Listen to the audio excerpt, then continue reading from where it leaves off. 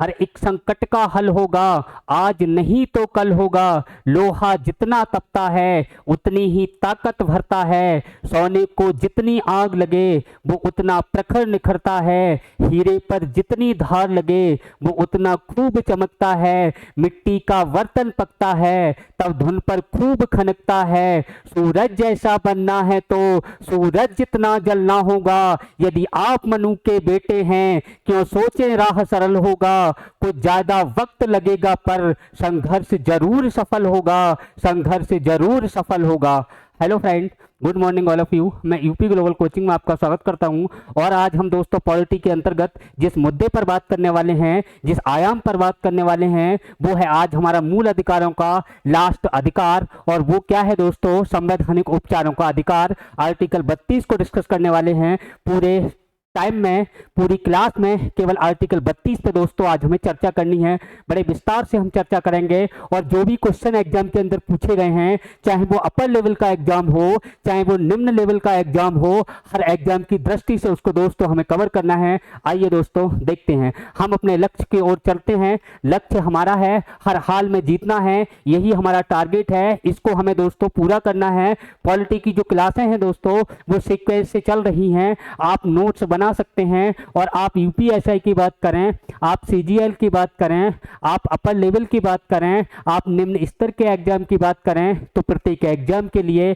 आपके लिए ये जो वीडियो हैं वो पर्याप्त रहेंगी दोस्तों। आप मेरा यकीन मानिए और देखिए टॉपिक की ओर। हमारा जो टॉपिक है यहाँ आज दोस्तों हमें जो डिस्कस करना है वो संवैधानिक उपचारों का अधिकार पढ़ना है। और ये किस आर्टिकल से संबंधित है, तो अनुच्छेद कौन सा बता देना है दोस्तों? 32 बता देना है। इसमें क्या है क्या नहीं है उस पे दोस्तों अभी हम डिस्कस करेंगे। पहले आप यहाँ पे देखिए, अगर मैं अनुच्छेद 32 की बात करूँ दोस्तों तो ये बहुत ही महत्वपूर्ण आर्टिकल है। जैसे आपने देखा होगा अनुच्छेद 12 और 13 को हमने पढ़ा था, उसी तरीके से वो जितना महत्वपूर्ण है उससे ज़्यादा महत्वपूर्ण ये है। अब ये कितना महत्वपूर्ण हो सकता है इस बात का अंदाजा आप लगा सकते हैं कि डॉक्टर भीमराव अंबेडकर जी ने, जो आधुनिक मनु कहे जाते हैं, संविधान के निर्माता कहे जाते हैं, उन्होंने जो व्याख्या की, उन्होंने इसके बारे में क्या कहा दोस्तों? इस अनुच्छेद 32 को डॉक्टर भीमराव अंबेडकर जी ने संविधान की आत्मा एवं हृदय दोनों कहा था। क्या कहा था? हृदय, संविधान का हृदय एवं आत्मा, ये डॉक्टर भीमराव अंबेडकर जी ने कहा था। आप समझ सकते हैं कि जो आर्टिकल 32 है वो कितना महत्वपूर्ण है, जिसके बारे में डॉक्टर भीमराव अंबेडकर जी ने संविधान की आत्मा भी कहा, संविधान का हृदय भी कहा। ये आर्टिकल 32 ये है क्या दोस्तों? रिट क्या होती है? इस पे आइए दोस्तों हम डिस्कस करते हैं। यहाँ पे मैं लिख रहा हूँ आर्टिकल अनुच्छेद 32। तो पहला क्वेश्चन तो यही बनता है, इसे संविधान की आत्मा किसने कहा? तो संविधान की जो आत्मा कहा था दोस्तों, संविधान की आत्मा एवं हृदय, आपको ध्यान रखना है। क्या ध्यान रखना है दोस्तों? हृदय। यह बात किसने कही है? डॉक्टर भीमराव अंबेडकर जी ने कही है। डॉक्टर भीमराव अंबेडकर, ये बातें आपको ध्यान रखनी है क्योंकि यहाँ से दोस्तों क्वेश्चन पूछा गया है। नेक्स्ट क्वेश्चन यहाँ से जो बनता है, अनुच्छेद 32 है क्या? तो मैंने कहा यहाँ पे संवैधानिक उपचारों का अधिकार है। किसका दोस्तों? संवैधानिक उपचारों का। इसका मतलब क्या है? संवैधानिक उपचार, संवैधानिक उपचारों के अधिकार की बात करता है तो संवैधानिक उपचारों का अधिकार होता क्या है? संवैधानिक उपचार का मतलब दोस्तों ये है, जैसे आपने यहाँ पे जो भाग हमने पढ़ा था, मूल अधिकार पढ़ा था, जो मूल अधिकार हमारे लिए दोस्तों मिले हुए हैं, वो मूल अधिकार, उनकी प्रोटेक्शन किस तरीके से हो, उनका उपचार किस तरीके से हो। क्योंकि आदमी जब बीमार पड़ जाता है तो उसको उपचार की जरूरत हो जाती है। और इसी तरीके से हमारे जो मूल अधिकार हैं दोस्तों, अगर इनका हनन हो जाए, अगर इनका वायलेशन हो, तो इसका उपचार क्या होगा? वो आर्टिकल 32 में है दोस्तों। तो इसे हम कहते हैं संवैधानिक उपचारों का अधिकार। अंबेडकर जी ने कहा था कि अगर ये अनुच्छेद 32 नहीं है तो इसके अलावा जितने भी जो आपके मूल अधिकार बचे वो सब बेकार हैं। उनका महत्व तभी तक है जब तक अनुच्छेद 32 है। ये बात अंबेडकर जी ने कही थी, इसको आप ध्यान रखना। अब यहाँ से आपको ध्यान रखना है, एक क्वेश्चन पूछा गया है कि न्याय का झरना किसे कहा जाता है? न्याय का झरना, न्याय का झरना। तो न्याय का जो झरना है दोस्तों वो किसको कहा जाता है? अनुच्छेद 32 को कहा जाता है। न्याय का झरना किसको कहा जाता है? अनुच्छेद 32 को कहा जाता है। और ये प्रोटेक्शन देता है जो हमारे फंडामेंटल राइट हैं उनके लिए, इसलिए इसको न्याय का झरना कहते हैं। अब आप देखिए कि अगर किसी के मूल अधिकारों का हनन हुआ तो वो क्या क्या कर सकता है? हाई कोर्ट उसके बारे में क्या कर सकता है? सुप्रीम कोर्ट दोस्तों उसके बारे में क्या कर सकता है? इन बातों पर हमें दोस्तों अभी डिस्कस करना है। अगर हम बात करें अनुच्छेद 32 तो स्पेशली आर्टिकल 32 में क्या क्या लिखा हुआ है, इसके दोस्तों 2-3 क्लाउज आपको देखने हैं। इनको हम 2-3 भागों में बांट के पढ़ेंगे। इन 2-3 भाग कौन कौन से हैं और क्या क्या इसमें है, इन बातों को दोस्तों ध्यान रखना है। यहाँ से क्वेश्चन दोस्तों पूछा जाता है। पहली बात यहाँ जो हमें ध्यान रखनी है कि जो सुप्रीम कोर्ट है, सुप्रीम कोर्ट को रिट जारी करने का अधिकार है। क्या लिखा हुआ है? सुप्रीम कोर्ट को रिट जारी करने का अधिकार है। पहली लाइन, सुप्रीम कोर्ट को रिट जारी करने का अधिकार है, पहली लाइन ध्यान रखना। कहाँ लिखा है? अनुच्छेद 32 में है। रिट क्या होती है इस पर अभी दोस्तों मैं आ रहा हूँ, पहले आप इसको देखिए। दूसरा लिखा है जो यहाँ सुप्रीम कोर्ट को रिट जारी करने का अधिकार है, और दूसरी लाइन में लिखा है जो सुप्रीम कोर्ट है ये 5 प्रकार की रिट जारी करता है। कितने प्रकार की दोस्तों? 5 प्रकार की रिट जारी कर सकता है। और जो 5 प्रकार की रिट हैं उनके नाम भी इसमें दे रखे हैं। उनके नामों की अगर हम बात करें दोस्तों तो यहाँ पे आपको ध्यान रखना है बंदी प्रत्यक्षीकरण, बंदी प्रत्यक्षीकरण। दूसरी आपको यहाँ पे ध्यान रखनी है बंदी प्रत्यक्षीकरण के बाद परमादेश। क्या ध्यान रखना है? परमादेश। अगली अगर हम देखें यहाँ पे तो नेक्स्ट यहाँ पे मिल जाएगी अधिकार परीक्षा, अधिकार परीक्षा। और इसके अलावा आगे देखें तो आप उत्प्रेषण दे सकते हैं, उत्प्रेषण, उत्प्रेषण। और एक और आपको यहाँ पे ध्यान रखनी है दोस्तों, और वो कौन सी रिट है तो उसको आपको ध्यान रखना, प्रतिषेध, प्रोविजन, प्रतिषेध। ये रिटें आपको ध्यान रखनी है। 5 रिट हैं और ये सुप्रीम कोर्ट जारी कर सकता है। ये कहाँ लिखी है बात? अनुच्छेद 32 के सेकंड क्लाउज में। फिर से देखिए, सुप्रीम कोर्ट को रिट जारी करने का अधिकार है, ये इसके 32 का पहली बात हो गई। 32 में दूसरी बात जो हो गई, सुप्रीम कोर्ट जो है वो 5 प्रकार की रिट जारी कर सकता है, बंदी प्रत्यक्षीकरण, परमादेश, अधिकार परीक्षा रिट, प्रतिषेध और उत्प्रेषण। इसके बाद आगे क्या लिखा हुआ है? आगे ये लिखा हुआ है इस थर्ड वाले में दोस्तों, इस तीसरे में ये लिखा हुआ है कि रिट जारी करने का जो अधिकार है दोस्तों, रिट जारी करने का अधिकार है, जारी करने का अधिकार संसद किसी अन्य न्यायालय को दे सकती है, अन्य न्यायालय को दे सकती है। बात समझ में आई? 3 बातें हो गई। पहली बात सुनिए, सुप्रीम कोर्ट को रिट जारी करने का अधिकार है अनुच्छेद 32 के फर्स्ट क्लाउज में। अनुच्छेद 32 का दोस्तों सेकंड क्लाउज देखिए क्या लिखा है कि सुप्रीम कोर्ट 5 प्रकार की रिट जारी कर सकता है। और ये 5 प्रकार की रिट कौन कौन सी होंगी, इनके नाम भी दे रखे हैं, बंदी प्रत्यक्षीकरण, परमादेश, अधिकार परीक्षा, उत्प्रेषण और दोस्तों कौन सा? प्रतिषेध रिट। तीसरी बात यहाँ पे ये भी लिखा हुआ है कि अगर संसद चाहे तो रिट जारी करने का अधिकार किसी अन्य न्यायालय को भी दिया जा सकता है, दे सकती है। ये भी बात दोस्तों यहाँ पे लिखी हुई है। इसके अलावा एक बात और ध्यान आप रखना चाहें तो रख लें कि जो मूल अधिकार हैं इनको समाप्त नहीं किया जा सकता, सिर्फ संसद के इस बात को दोस्तों ध्यान रखना है, ये समाप्त नहीं होते। जैसे मैंने आपको बताया था कि जो नागरिकता है उसको व्यक्ति छोड़ सकता है, लेकिन मूल अधिकारों को व्यक्ति नहीं छोड़ सकता, इनको छोड़ने का दोस्तों प्रावधान नहीं है। नेक्स्ट देखते हैं दोस्तों, और यहाँ पे सुनिए, अगर मैं बात करूं दोस्तों हाई कोर्ट और मैं बात करूं दोस्तों यहाँ पे सुप्रीम कोर्ट, एक बहुत अच्छा सा क्वेश्चन बनता है जो आपको समझ में आ जाएगा हाई कोर्ट और सुप्रीम कोर्ट से संबंधित। अगर दोस्तों आपसे पूछा जाए, जनरली मैं ही पूछूं, कोई जानू बाबू आपसे पूछे क्या बाबू बताओ ये जो सुप्रीम कोर्ट है ये रिट जारी करता है या फिर हाई कोर्ट जारी करता है, तो आपको बड़ी टेंशन होगी, सुनने में भी बड़ा अजीब सा लगेगा। मैं यहाँ पे बोल रहा हूँ आपके समक्ष कि रिट जारी सुप्रीम कोर्ट भी करता है, रिट जारी हाई कोर्ट भी करता है, लेकिन सुप्रीम कोर्ट जो रिट जारी करेगा वो आर्टिकल 32 के तहत करेगा। और दोस्तों जो 226 है उस अनुच्छेद के तहत रिट जारी कौन कर सकता है? हाई कोर्ट भी कर सकता है। इन बातों को दोस्तों ध्यान रखना। यहाँ पे इनमें जो माइनर सा अंतर है, क्वेश्चन ये भी पूछा जा सकता है दोस्तों, रिट जारी करने के संबंध में अधिक पावरफुल कौन है? तो अधिक ताकतवर जो है वो हाई कोर्ट है। इस बात का आप ध्यान रखना कि ज्यादा ताकतवर कौन सा है, हाई कोर्ट है। जो रिट हैं उन्हें जारी करने के मामले में जो हाई कोर्ट है वो सुप्रीम कोर्ट से ज्यादा पावरफुल है, और उसके दो कारण हैं दोस्तों, दोनों पर अभी डिस्कस करते हैं। देखिए दोस्तों, हाई कोर्ट ये क्या है, ये रिट जारी कर सकता है, और ये जो रिट जारी करेगा तो ये किस अनुच्छेद में है, तो अनुच्छेद आपको बताना है दोस्तों 226। क्या बताना है, 226। यहाँ पे जो सुप्रीम कोर्ट है ये आर्टिकल 32 के तहत दोस्तों, अनुच्छेद 32 के तहत 5 प्रकार की रिट जारी करता है। कौन से प्रकार की, 5 प्रकार की, जिनकी दोस्तों अभी मैंने बात की थी।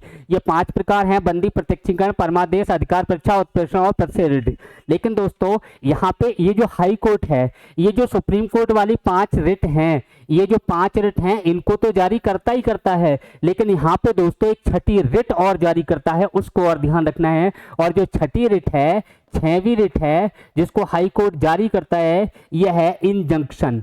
कौन सी है, इंजंक्शन। और इंजंक्शन ये जो है ये दोस्तों छठी रिट है, जिसको केवल और केवल कौन जारी करता है दोस्तों, हाई कोर्ट जारी करता है। इस इंजंक्शन को आपको ध्यान रखना है। और ये ऐसी रिट है कि दोस्तों ये तुरंत रिलीफ देती है, हाथों हाथ। अगर हाथों हाथ रिलीफ आपको चाहिए तो कौन सी रिट जारी होगी, इंजंक्शन होगी। और ये इंजंक्शन जो रिट है दोस्तों, ये केवल और केवल हाई कोर्ट जारी कर सकता है। सुप्रीम कोर्ट को इंजंक्शन रिट को जारी करने का कोई अधिकार नहीं है। दूसरी बात सुनिए दोस्तों, एक तो रिट जारी करने के मामले में जो हाई कोर्ट है वो सुप्रीम कोर्ट से ज्यादा पावरफुल हुआ। क्यों, क्योंकि यहाँ पे 5 प्रकार की रिट हैं, और ये इन जो 5 प्रकार की रिट अनुच्छेद 32 में है उन्हें तो ये जारी करता ही करता है। उसके साथ साथ दोस्तों यहाँ पे ये छठी रिट जो इंजंक्शन है, इसको भी जारी करने का अधिकार किसको है, हाई कोर्ट को, लेकिन इसको जारी करने का अधिकार सुप्रीम कोर्ट को नहीं है। दूसरा अंतर यहाँ पे ध्यान रखना है, सेकंड अंतर आपको बताना है कि जो हाई कोर्ट है ये जो रिट जारी करता है दोस्तों, हाई कोर्ट जो रिट जारी करेगा ये किससे संबंधित करेगा, तो मूल अधिकारों से संबंधित करता है। किससे दोस्तों, मूल अधिकारों से संबंधित ये रिट को जारी करता है जो मूल अधिकारों से संबंधित होती हैं। लेकिन दोस्तों अगर मैं हाई कोर्ट की बात करूं तो ये जो रिट जारी करता है, ये जो विधिक मामले होते हैं, कानूनी मामले होते हैं, उनके लिए भी रिट जारी कर सकता है। कौन दोस्तों, हाई कोर्ट। इसका ध्यान रखना है, ये जो विधिक अधिकार होते हैं या कानूनी अधिकार होते हैं, विधिक अधिकार, ये जो विधिक अधिकार हैं दोस्तों, इनके खिलाफ भी रिट जारी कर सकता है कौन दोस्तों, हाई कोर्ट। लेकिन विधिक अधिकार जो हैं, जो कानूनी अधिकार हैं, उसके खिलाफ सुप्रीम कोर्ट रिट जारी नहीं करता, केवल और केवल हाई कोर्ट करता है। इट मींस ये है कि हाई कोर्ट सुप्रीम कोर्ट की तुलना में कहीं ज्यादा पावरफुल है, और उसके 2 रीजन है दोस्तों, दोनों मैंने आपको क्लियर कर दिए। नेक्स्ट देखते हैं दोस्तों, रिट होती क्या है और क्यों जारी की जाती है। इससे पहले और कुछ बातें आप सुनिए। अगर मैं बात करूं दोस्तों अनुच्छेद 31 की, जैसे कि हमने जब मूल अधिकार पढ़े थे तो समानता के अधिकार से हमारे अधिकार शुरू हुए थे, लेकिन जिस प्रकार अनुच्छेद 12 और 13 को बिना पढ़े नहीं रहा जा सकता, उसी तरह अनुच्छेद 31 को भी बिना पढ़े नहीं रहा जा सकता, क्योंकि यहाँ से भी दोस्तों बहुत अच्छे अच्छे क्वेश्चन बनते हैं जो एग्जाम के अंदर पूछे भी गए हैं। और वो क्वेश्चन क्या है दोस्तों, देखिए अनुच्छेद 31 की हम बात करें तो आपको पता है दोस्तों, ये जो अनुच्छेद 31 है इसको मैं पिछले वीडियो में बता चुका कि इसको 44वें संविधान संशोधन द्वारा 1978 में इसको विधिक अधिकार बना दिया। क्या था यहाँ पे लिखा हुआ, यहाँ संपत्ति का अधिकार था, और संपत्ति का जो मूल अधिकार था उसको यहाँ से हटा दिया और वर्तमान में उसे कानूनी अधिकार बना दिया, और आर्टिकल 300A में भाग 12 में पहुंचा दिया दोस्तों। लेकिन यहाँ अनुच्छेद 331 तो नहीं है, लेकिन यहाँ पे देखिए 331 ए आपको ध्यान रखना है, बी आपको ध्यान रखना है, और सी यहाँ पे आपको ध्यान रखना है। 331 में दोस्तों कौन कौन से ध्यान रखने हैं, 331 ए ध्यान रखना है, 331 बी ध्यान रखना है, और 331 सी ध्यान रखना है। अब ये 331 ए, 331 बी, 331 सी ये है क्या, यहाँ पे देखिए दोस्तों, अगर मैं बात करूं 331 ए और बी, इनको कब जोड़ा गया दोस्तों, प्रथम संविधान संशोधन द्वारा, प्रथम संविधान संशोधन द्वारा इनको प्रथम संविधान संशोधन द्वारा कब जोड़ा गया दोस्तों? 1951 में, क्योंकि प्रथम संविधान संशोधन कब हुआ था? 1951 में हुआ। और यहाँ पे क्या कहा गया? यहाँ पे ये कहा गया कि ऐसे कानून, यानी कि जो कानून, यहाँ पे एक अनुसूची जोड़ी गई थी इस संविधान संशोधन द्वारा, कौन सी दोस्तों? 9वीं अनुसूची। और यहाँ पे आर्टिकल 2 जोड़े गए और यहाँ पे लिखा गया कि जो कानून, जो नियम, जो अधिनियम अनुसूची कौन सी? 9वीं अनुसूची में डाले जाएंगे, 9वीं अनुसूची में डाले जाएंगे, ये 9वीं अनुसूची में होंगे, उन कानूनों को दोस्तों क्या कर सकते हैं? उन कानूनों को न्यायालय में चुनौती नहीं दी जा सकती, न्यायालय में चुनौती नहीं दी जा सकती, चुनौती नहीं दी जा सकती, नहीं दी जा सकती। फिर से सुनिए दोस्तों, आप यहाँ पे क्या किया? अनुच्छेद 31 में ए और बी 2 क्लॉज जोड़े गए और यहाँ जोड़कर इसमें लिख दिया गया कि जो 9वीं अनुसूची जोड़ी गई है वो इन आर्टिकल के तहत जोड़ी गई है। और यहाँ पे ये भी लिखा गया कि 9वीं अनुसूची में जो भी कानून डाले जाएंगे उन्हें न्यायालय में चुनौती नहीं दी जा सकती। ये प्रथम संविधान संशोधन द्वारा 1991 में जो संविधान संशोधन केवल संविधान सभा द्वारा किया गया था उसमें ये लिखा गया और ये 2 आर्टिकल जोड़े गए। ये तो समझ में आता है 31 ए और बी, लेकिन सर ये 31 सी क्या है, इसकी भी आप बात करिए। तो इसको देखिए दोस्तों, 31 सी क्या है? आपने देखा होगा जो इंदिरा गांधी की सरकार थी उन्होंने 1969 में 14 बैंकों का राष्ट्रीयकरण किया। और आपने देखा होगा, सुना होगा कि जो राजा महाराजा थे उनकी प्रिवी पर्स को समाप्त भी किया था। तो उनकी प्रिवी पर्स को समाप्त करना और 14 बैंकों का जो राष्ट्रीयकरण इंदिरा गांधी के द्वारा 1969 में किया गया, उसमें क्या कहा गया कि उसमें यह हुआ था कि ये जो फैसला आया रुस्तम कवासी वर्सेस भारत संघ के मामले में, तो उसमें ये असंवैधानिक बताया गया कि जो आपने 14 बैंकों का राष्ट्रीयकरण किया है और जो आपके महाराजा हुआ करते थे, जो महाराजा सिंधिया वर्सेस भारत सिंह, एक केस इस नाम से आता है। और इन दोनों केसों में कहा गया दोस्तों, जो राजा महाराजाओं की प्रीवियस थी इसमें माधवराव सिंधिया के नाम से केस चला था। आपको मैं केस ही बता दे रहा हूं। एक केस था रुस्तम कवासी भारत संघ, और दूसरा केस था दोस्तों, यहां पे आपको ध्यान रखना है, माधवराव सिंधिया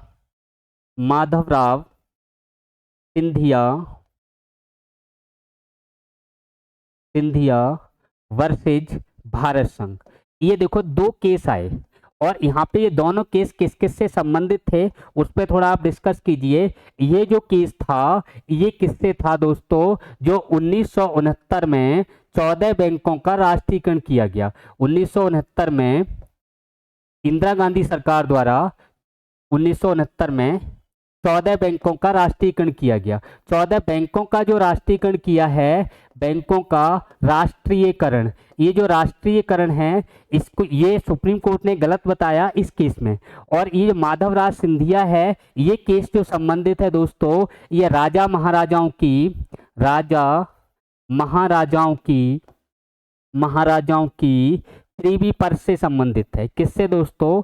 प्रीवी पर्स, यानी कि जो विशेष अधिकार राजा महाराजाओं को दे रखे थे वो इंदिरा गांधी ने खत्म कर दिए, 14 बैंकों का राष्ट्रीयकरण कर दिया। और यहाँ से इससे संबंधित जो केस गया वो माधवराज सिंधिया वर्सेस भारत संघ के नाम से चला।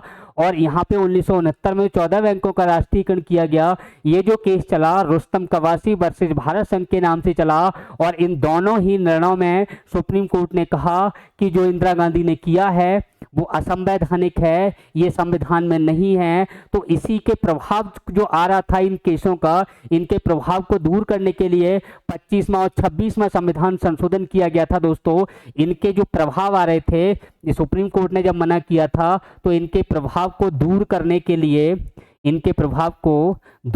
के लिए एक तो 25वां संविधान संशोधन हुआ है और 26वां संविधान संशोधन हुआ है। और ये दोनों ही 1971 में हुए हैं।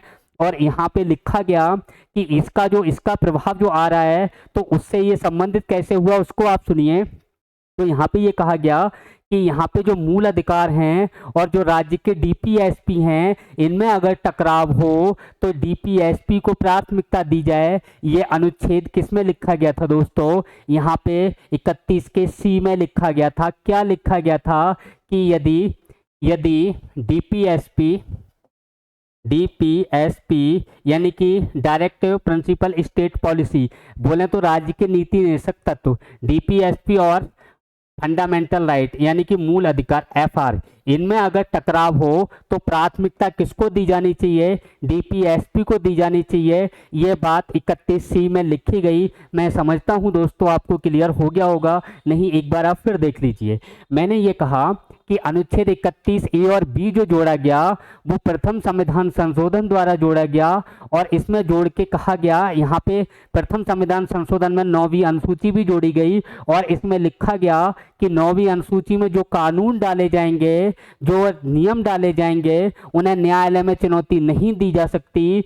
यह जो जोड़ा गया वो ए और बी को यहाँ पे जोड़कर यह बात लिख दी गई। अब फिर 31 सी कब जुड़ा? तो ये आपको बताना है 1971 में जुड़ा है, और 1971 में 2 संविधान संशोधन हुए हैं, 24वां हुआ है और 25वां हुआ है। 24वां संविधान संशोधन है वो जो 14 बैंकों का राष्ट्रीयकरण किया था, जिसको सुप्रीम कोर्ट ने दोस्तों 1970 के केस में इसको असंवैधानिक बता दिया, यानी कि संविधान में ऐसा नहीं है, उसका प्रभाव आ रहा था, उसको दूर करने के लिए 25वां संविधान संशोधन। इधर इंदिरा गांधी जी ने दोस्तों जो राजा महाराजाओं की प्रीवीज पर्स थी, विशेष सुविधाएं इनको मिली हुई थी, उनको खत्म कर दिया। सुप्रीम कोर्ट ने कहा ये भी असंवैधानिक है, तो इसको संवैधानिक बनाने के लिए दोस्तों उन्होंने क्या किया कि 26वां संविधान संशोधन 1971 में कर दिया, और 31 सी नाम का आर्टिकल जोड़ा गया, और इसमें कहा गया कि राज्य के नीति निर्देशक तत्व और जो मूल अधिकार हैं, इनमें अगर दोस्तों किसी प्रकार का टकराव हो तो प्राथमिकता किसको दी जाएगी? नीति निर्देशक तत्वों को दी जाएगी जो राज्य के लिए होते हैं। मैं आशा करता हूं दोस्तों आपको ये बहुत अच्छे से समझ में आ गया होगा। आज अब हम जो बात करने वाले हैं वो रिट्स की बात करने वाले हैं। ये जो 5 प्रकार की रिट हैं, यहाँ से किस तरीके से दोस्तों क्वेश्चन आते हैं, किस तरीके से पूछे जाते हैं। तो यहाँ पे रिट में जो आपको ध्यान रखना है दोस्तों, ये जो रिट है, ये रिट को, ये कॉन्सेप्ट आया कहाँ से, तो आपको बताना है ब्रिटेन से आया, क्योंकि ब्रिटेन के जो राजा महाराजा थे, जो मूल अधिकारों का विकास हुआ है, जिसे भारतीय संविधान का मैग्ना कार्टा कहा जाता है, वो सबसे पहले इसका जो विकास ब्रिटेन के राजा ने, किंग जॉन ने दिए थे। और किंग जॉन ने ही, या उसी समय हम बात करें ब्रिटेन के राजा ने ही यहाँ पे कुछ रिट जो जारी करने का अधिकार दिया था, रिट जो दी हैं। तो रिट का विकास अगर पूछा जाए तो कहाँ बताओगे दोस्तों? रिट का जो विकास हुआ, रिट का जो विकास हुआ, ये कहाँ हुआ दोस्तों? ब्रिटेन में हुआ, इंग्लैंड में हुआ, जहाँ अंग्रेज रहते थे वहाँ हुआ।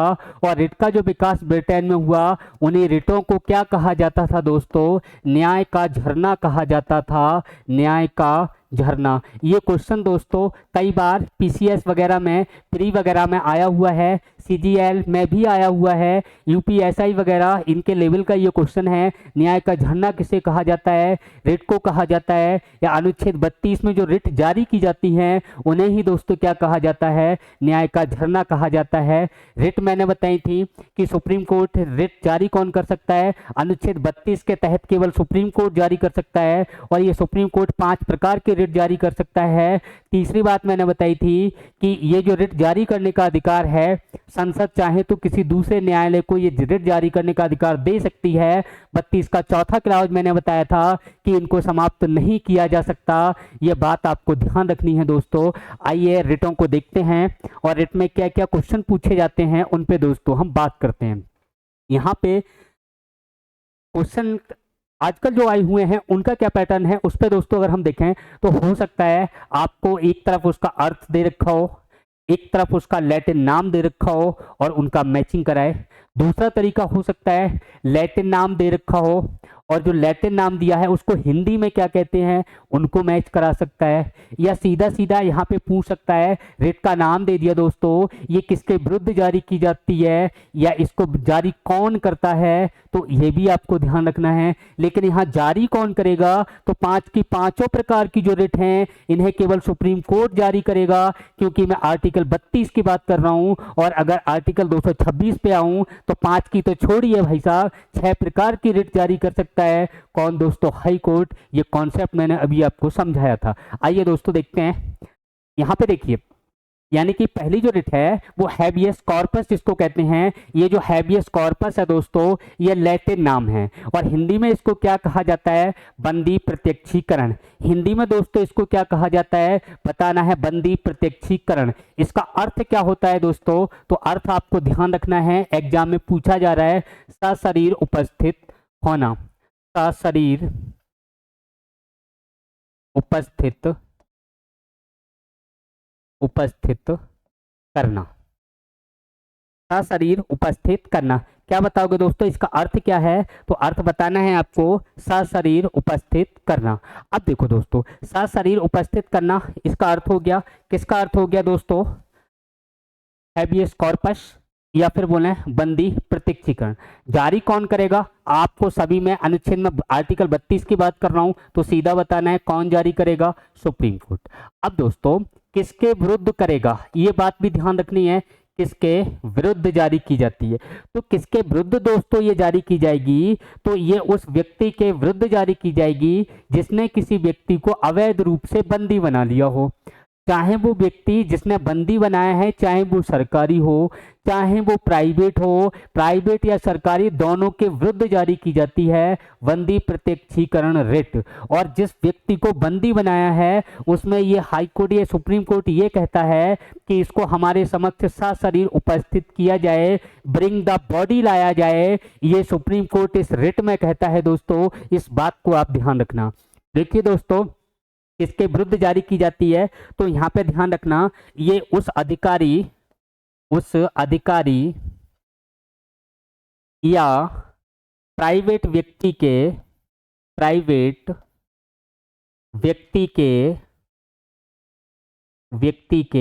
विरुद्ध जारी की जाती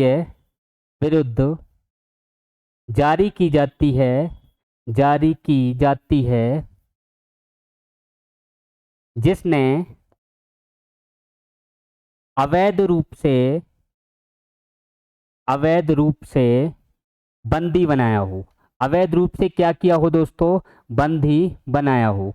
तो ये बात आपको ध्यान रखनी है, अवैध रूप से बंदी बनाया हो।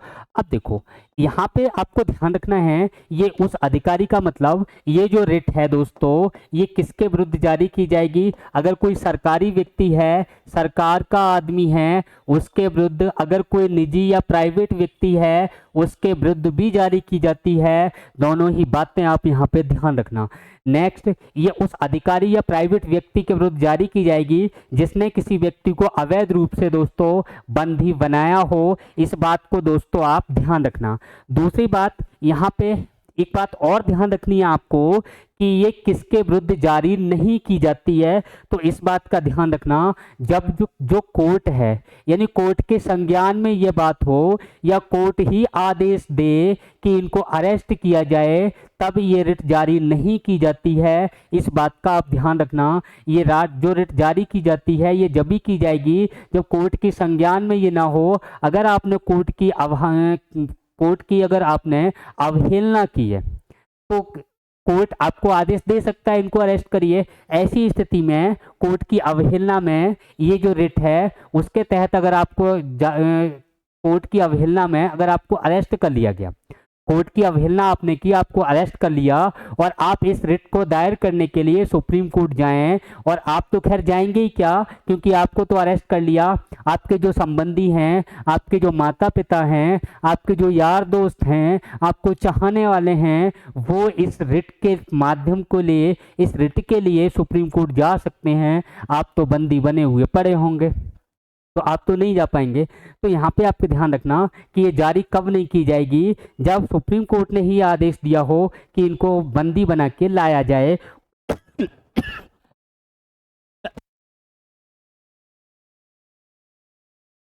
सॉरी दोस्तों, हाँ, उस समय ये जारी नहीं की जाएगी। नेक्स्ट देखिए, दूसरी कौन सी है? दूसरी है दोस्तों मैंडेमस। इसका हिंदी अर्थ क्या है? इसको हिंदी में क्या कहते हैं? अगर हम हिंदी की बात करें तो क्या कहेंगे? हाँ दोस्तों, देखिए, मैंडेमस, इसको हिंदी में क्या कहते हैं? परमादेश। इसका दोस्तों अर्थ क्या है? अगर हम मैंडेमस की बात करें तो इसका अर्थ है हम आदेश देते हैं। इसका अर्थ क्या है? We command. अर्थ क्या है दोस्तों? We command. वी कमांड बोले तो हम आदेश देते हैं, हम आदेश देते हैं। ये बात आप ध्यान रखना। यानी इसका लैटिन नाम आपको ध्यान रखना है, मैंडेमस। इसको हिंदी में क्या कहते हैं? परमादेश। इसका अर्थ क्या होता है? तो अर्थ दोस्तों आपको बताना है, हम आदेश देते हैं। ये जो रिट है ये किसके विरुद्ध जारी की जाती है? तो केवल और केवल, केवल और केवल सरकारी व्यक्ति के विरुद्ध।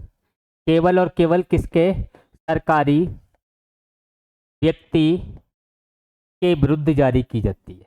किसके विरुद्ध बताओगे? केवल सरकारी व्यक्ति के विरुद्ध ये जारी की जाएगी। और यहाँ पे ये जो जारी सरकारी व्यक्ति के विरुद्ध की जा रही है, ये किस बात को लेके की जा रही है, ये भी आप ध्यान रखना है इसमें, कि अगर कोई व्यक्ति अपने कर्तव्य का पालन ठीक से न करता हो, कब ये कब जारी की जाएगी? देखो, केवल किसके विरुद्ध की जाएगी? तो विरुद्ध आप ध्यान रखें।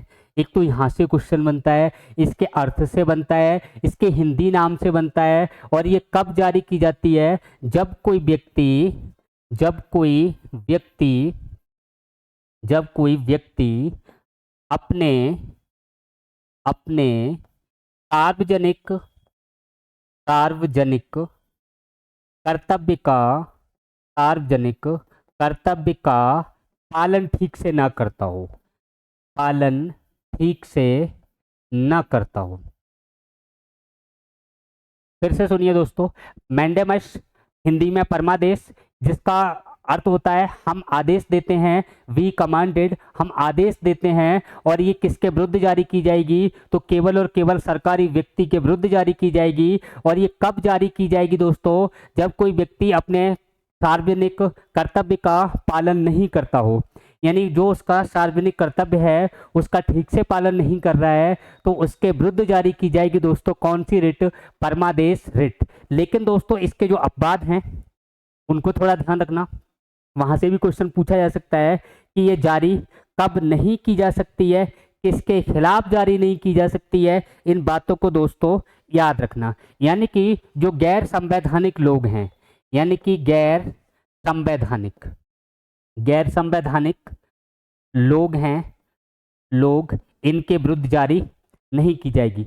दूसरी बात, ये जो सुप्रीम कोर्ट है ये किसी भी, यहाँ पे अगर मैं प्रेसिडेंट की बात करूं या किसी भी राज्य के जो गवर्नर हैं, गवर्नर बोले तो राज्यपाल, यानी कि राष्ट्रपति, राष्ट्रपति और जो राज्यपाल हैं, गवर्नर हैं, यानी कि राज्यपाल, इनके विरुद्ध भी जारी नहीं की जा सकती। यानी सुप्रीम कोर्ट ना तो राष्ट्रपति जी से कह सकता कि आप अपने कर्तव्य का पालन ठीक से करें, और ना ही ये जो गवर्नर हैं, राज्यपाल हैं, इनसे कह सकता है कि आप अपने कर्तव्य का पालन ठीक से करें। और यहाँ तक भी अगर हाई कोर्ट के जो मुख्य न्यायाधीश हैं दोस्तों, उनके विरुद्ध भी जारी नहीं होगी। इस बात का आप ध्यान रखना। हाई कोर्ट के मुख्य न्यायाधीश, उनसे भी सुप्रीम कोर्ट नहीं कह सकता कि आप अपने कर्तव्य का पालन ठीक से करें, तो किसके विरुद्ध जारी नहीं होगी ये ज़्यादा जरूरी है। किसके विरुद्ध जारी होगी ये भी आपको ध्यान रखना है। नेक्स्ट देखते हैं दोस्तों, थर्ड है को वारंटो, यानी को वारंटो हिंदी में कहते हैं दोस्तों अधिकार परीक्षा रिट। अधिकार परीक्षा रिट, इसका अगर अर्थ पूछा जाए दोस्तों, अगर कोई आपसे यार दोस्त पूछे कि बता को वारंटो का हिंदी में क्या कहते हैं, तो अधिकार परीक्षा रिट कहते हैं। इसका अगर हम अर्थ पूछें कि इसका अर्थ बताए, तो अर्थ दोस्तों को वारंटो का क्या बताओगे? तो यहाँ पे आपको जो बताना है को वारंटो का अर्थ क्या है दोस्तों, बताइए। किस अधिकार से? को वारंटो का अर्थ क्या है? किस अधिकार से। को वारंटों का अर्थ क्या ध्यान रखना है दोस्तों, किस अधिकार से। ठीक है, अधिकार परीक्षा रेट यानी कि इसका अर्थ क्या हो गया, किस अधिकार से।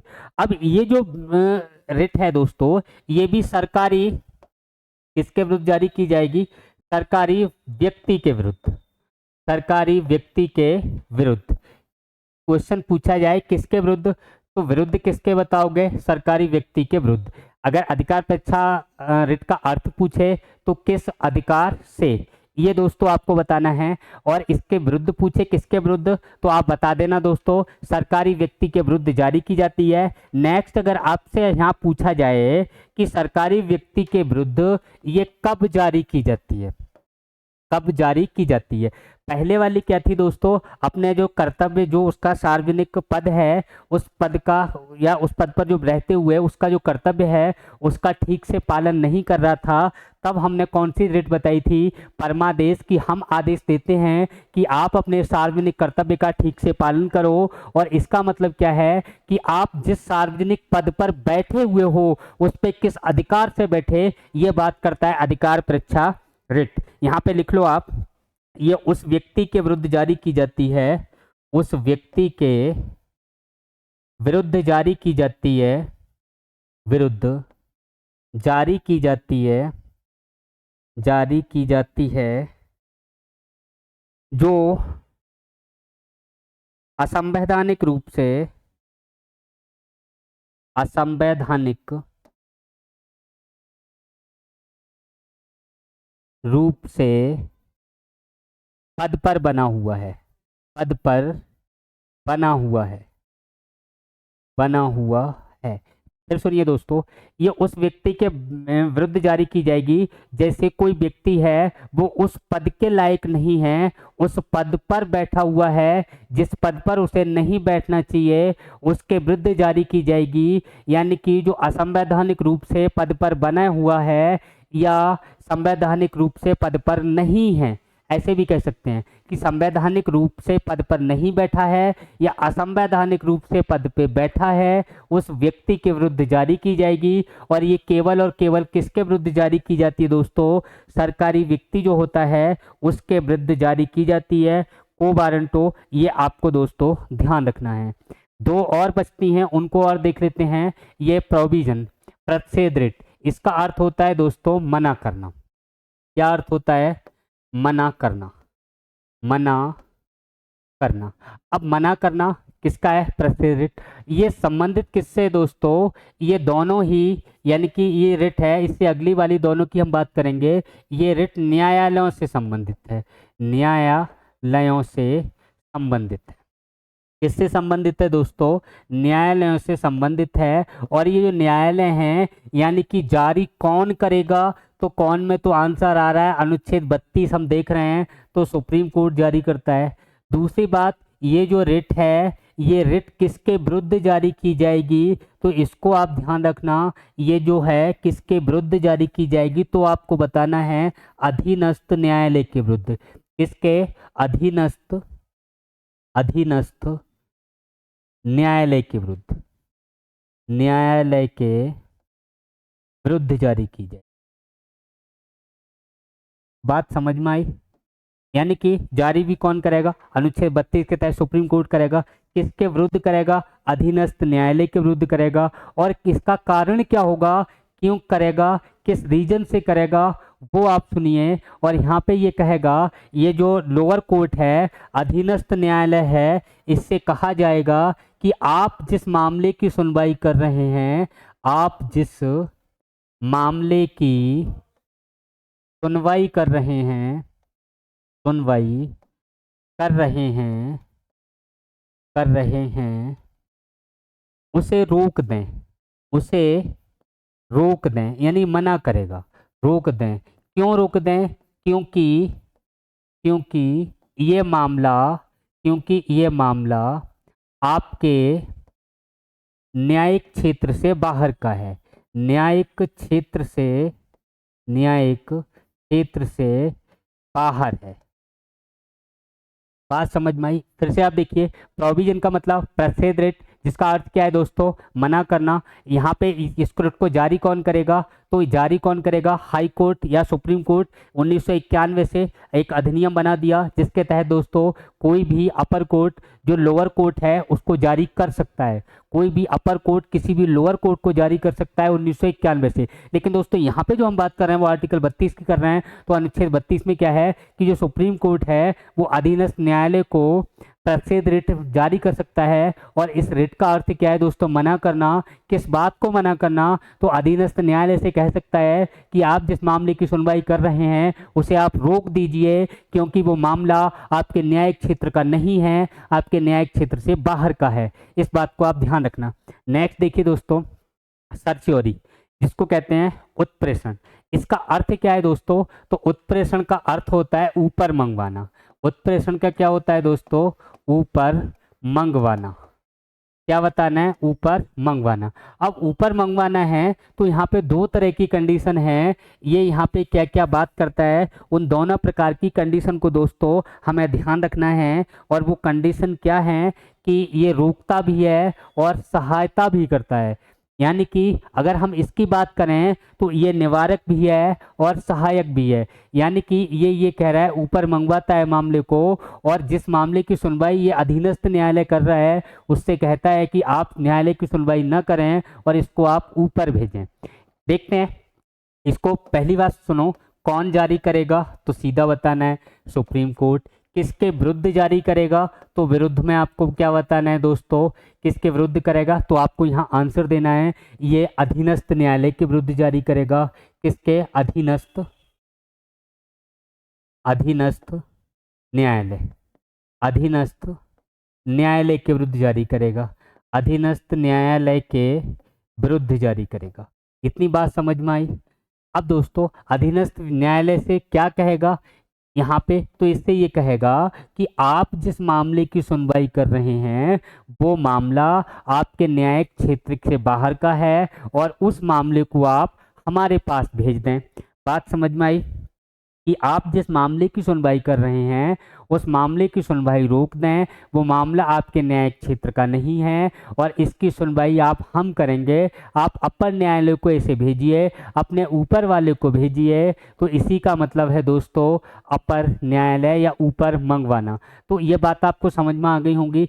जो मैंने आपको दो बताई, यहाँ उत्प्रेषण रिट बताई और इससे पहले प्रतिषेध रिट बताई। दोनों ही कौन जारी करता है, कोर्ट जारी करता है। दोनों ही किसके विरुद्ध जारी की जाती हैं, कोर्ट के विरुद्ध जारी की जाती हैं। जबकि प्रतिषेध में क्या होता है दोस्तों, केवल जो केस चल रहा है उस केस से अधीनस्थ न्यायालय से कहा जाता है कि आप मामले की सुनवाई ना करें, ये जो मामला है वो आपके न्यायिक क्षेत्र का नहीं है। जबकि अगर दोस्तों हम बात करें सर्च्योरी की, उत्प्रेषण की, तो इसमें दो बातें आपको ध्यान रखनी है। एक तो दोस्तों इसमें मना भी करता है, यानी कि मना करना, और दूसरा है सहायता करना, सहायता करना। अब देखो क्वेश्चन पूछा गया है मना करना और सहायता करना। अब क्या मना करना, क्या सहायता करना, यानी कि पीछे वाली में तो उसने केवल मना किया कि आप इस मामले की सुनवाई ना करें, और यहाँ पे क्या कह रहा है, मना कर रहा है कि आप सुनवाई ना करें, लेकिन जो केस है वो आप हमारे पास भेजें, यहाँ हेल्प भी कर रहा है। तो यहाँ से क्वेश्चन जो बना है दोस्तों, वो क्वेश्चन ये बना है कि प्रतिषेध रिट क्या है दोस्तों, तो यहाँ बताना है ये निवारक है। ये शब्द आया हुआ है, निवारक का मतलब मना करना। और यहाँ पे पूछा जाए उत्प्रेषण रिट ये क्या है, तो इसको आपको बताना है निवारक व सहायक दोनों हैं। क्या है दोस्तों, निवारक व सहायक, ये शब्द पूछा गया है, सहायक दोनों हैं। ये बातें आप ध्यान रखना, दोनों हैं। ये बातें मेरे विचार से आपको क्लियर हो गई होंगी। अब जो लास्ट आर्टिकल बचा इसके 33, 34, 35, उस पर दोस्तों मैं 5 मिनट और डिस्कस कर रहा हूँ, और वो आर्टिकल क्या है उसको हम थोड़ा देख लेते हैं। अगर हम बात करें दोस्तों अनुच्छेद 32 हो गया, 33, अनुच्छेद 33 क्या कहता है दोस्तों, इसकी बातें आपको ध्यान रखना। अनुच्छेद 33 में जो लिखा है वो सेना के अधिकारियों के, जो सेना के अधिकारी हैं दोस्तों, उनके अधिकारों में कमी की जा सकती है। यानी कि यहाँ पे क्या लिखा है 33 में, सेना के अधिकारियों के, या सैन्य अधिकारी लिख लो, सैन्य अधिकारियों के मूल अधिकारों में या मौलिक अधिकारों में, मूल अधिकारों में कमी की जा सकती, कमी की जा सकती है। अब आप देखिए, यानी कि मैं यहाँ पे बताना आपको चाह रहा हूँ कि जो लोग इंटेलिजेंस से जुड़े हों, जो लोग आर्मी से जुड़े हों, ऐसे लोग जो सुरक्षा व्यवस्था में रहते हैं, उन लोगों को उतने मौलिक अधिकार प्राप्त नहीं होते जितने हमको और आपको होते हैं। अगर मैं आर्टिकल 19 की बात करूं तो जो इंटेलिजेंस के लोग हैं, जो सेना में लगे हुए लोग हैं, जो आईबी के लोग हैं, उन्हें अनुच्छेद 19 बहुत कम मात्रा में प्राप्त होता है, क्योंकि वो लोग, उनके मन में जो आ रहा है, उनके विचार जो आ रहे हैं, जो गोपनीय रखने लायक बातें हैं, उनको वो नहीं कह सकते। दोस्तों ये बात आपको ध्यान रखनी है। तो यही कह रहा है, जो सैन्य बल के लोग हैं, उन अधिकारियों के मूल अधिकारों में दोस्तों कमी की जा सकती है। ये कहाँ लिखा है? अनुच्छेद 33 में लिखा है। अगर मैं आर्टिकल 14 की बात करूं, और यहाँ पे मैं आपसे एक क्वेश्चन पूछ रहा हूँ दोस्तों, बताइए सैन्य कानून भारत में कितनी बार लगा है? सेना का कानून भारत में कितनी बार लगा है? आंसर क्या देंगे? एक भी बार नहीं। हमारे भारत में आज तक सैन्य कानून स्थापित नहीं हुआ है, सेना का कानून नहीं लगा है। अब देखो यहाँ से क्या क्वेश्चन बनता है, इससे क्या मतलब है? इससे मतलब है, इसमें यही कह रहा है ये दोस्तों, यदि भारत में सैन्य कानून स्थापित हो जाए, यदि सैन्य कानून स्थापित हो जाए, क्या हो जाए दोस्तों? सैन्य कानून स्थापित हो जाए। अगर सैन्य कानून अगर स्थापित हो जाए, तब क्या दोस्तों, अगर नागरिकों के मूल अधिकारों में क्षति हुई है, मूल अधिकारों में या मूल अधिकारों की क्षतिपूर्ति की जा सकती, क्षतिपूर्ति की जा सकती, क्षतिपूर्ति की जा सकती, क्षतिपूर्ति की जा। ये फिर से सुनिए दोस्तों, अनुच्छेद 34 ये कहता है कि अगर भारत में दोस्तों सैन्य कानून स्थापित हो जाए, ऐसी स्थिति में जो नागरिक हैं, यहाँ के जो लोग हैं, उनके मूल अधिकारों में अगर कमी किसी तरह की हो गई है, तो संसद उसकी क्षतिपूर्ति को पूरा कर सकती है। ये अनुच्छेद 34 में लिखा है। अगर मैं अनुच्छेद 35 की बात करूं दोस्तों, आर्टिकल 35, तो आर्टिकल 35 क्या कहता है? वो ये कहता है दोस्तों कि मूल अधिकारों से संबंधित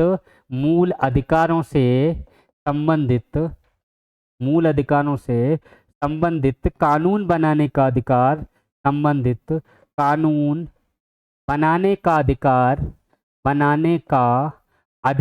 किसका होगा दोस्तों? अधिकार किसका होगा? संसद का होगा। किसका होगा? संसद का होगा। फिर से आप सुनिए, अनुच्छेद 35 में लिखा हुआ है कि जो मूल अधिकार हैं दोस्तों, उनसे संबंधित कानून बनाने का अधिकार सिर्फ संसद का होगा। यहाँ तक भी लिखा हुआ है कि राज्य विधानमंडल कानून नहीं बना सकता, ये भी शब्द लिखा हुआ है। ये बातें दोस्तों आप ध्यान रखना। और यहाँ पे आपने देखा होगा कि यहाँ से संबंधित जो कानून हैं, वो कानून कौन कौन से हैं। जैसे आपने 16 का 3 क्लाउज देखा था, जो अनुच्छेद 16 हमने पढ़ा था, उसका तीसरा क्लाउज हमने पढ़ा था। उसमें था कि राज्य निवास के आधार पर अपने राज्य के लोगों के लिए विशेष प्रावधान कर सकता है। लेकिन वहाँ संसद, वहाँ जो कानून बनाने का जो अधिकार था दोस्तों, वो मैंने बताया था सिर्फ और सिर्फ किसका है? संसद का है। जैसे आपने अभी अनुच्छेद 32 देखा, तो 32 का तीसरा क्लाउज आपने देखा था। उसमें क्या था दोस्तों कि जो संसद है, वो संसद ही किसमें कानून, यानी कि जो संसद है, वो संसद ही दोस्तों रिट जारी करने का अधिकार किसी दूसरे न्यायालय को दे सकती है। ये हमने 32 का थर्ड क्लाउज दोस्तों देखा था। तो आपको बस यही ध्यान रखना है कि मूल अधिकारों से संबंधित जो भी कानून बनेगा, वो सिर्फ और सिर्फ संसद बनाएगी। ये आर्टिकल में कौन से में लिखा है दोस्तों? 35 में लिखा है।